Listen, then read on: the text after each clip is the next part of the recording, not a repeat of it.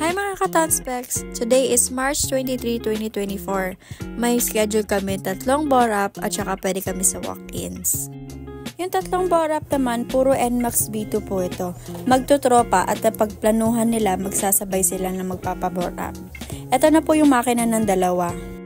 We are using JVT 63 Chrome bore at saka may kasamang valve spring na 3.0 for NMAX Aerox. Tsaka may kasama ding injector.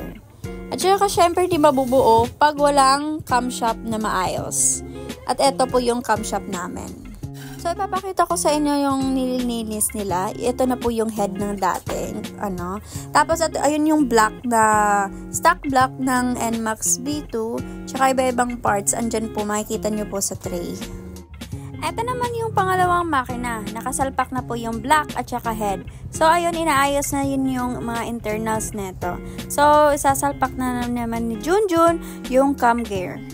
At ito naman yung isang makina. Ito po yung head ng NMAX B2 na pinapalitan na po namin ng valve spring. So, just magpagawa sa tol. Pag uwi mo, lasing ka na. Ito na po yung isang NMAX B2 na hindi pa po buo. So, medyo binubuo pa. Ayun, kinakabit na ni Andrich yung piston. Nilalagyan na po ng piston ring.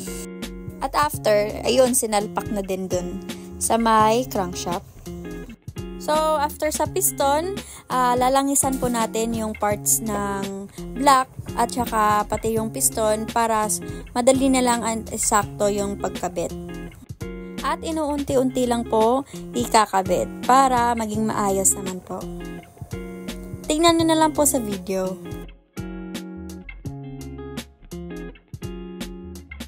So may dumating po na Aerox at ang gagawin po nito is CVT cleaning lang po. So ayun, nalinis na po lahat ng mga parts ng CVT at saka ayun, paunti-unti nang kinakabit. Pangalawang walk-ins po ito. Ang balak na po is magpapalit lang po siya ng crankshaft nito. So, ayun, pagkatapos ng black, yung head naman ang pinasok naman. At saka, kinamit na din yung manifold nito. At saka yung injector. So, ayun, buo na din yung ginawa ni Andrich. Kulang na po is tatakpan na lang po ito.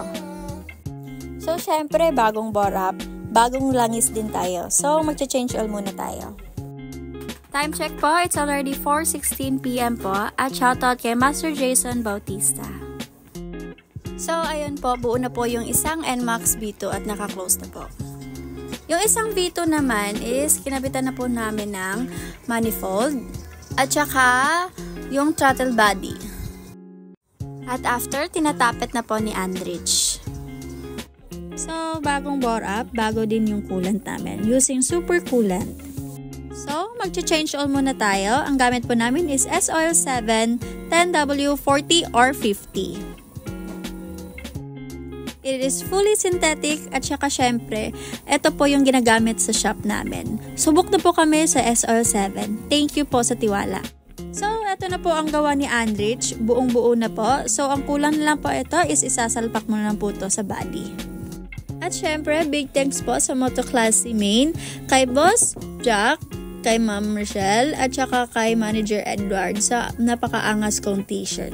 So, eto, isasalpak na po ito sa katawan. Tinutulungan po siya ni Paps. Ito po yung gawa ni Andrich. So, as you can see, may nakita po kayong yellow dyan. Ayan po yung engine bushing para iwas po wobble ng motor. At ayun, finally, tapos na din at umandar na po yung gawa ni Andrich.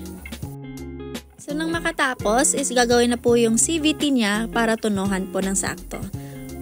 At ito na po yung gawa ni Junjun. Tapos na din po at nakasalpak na din.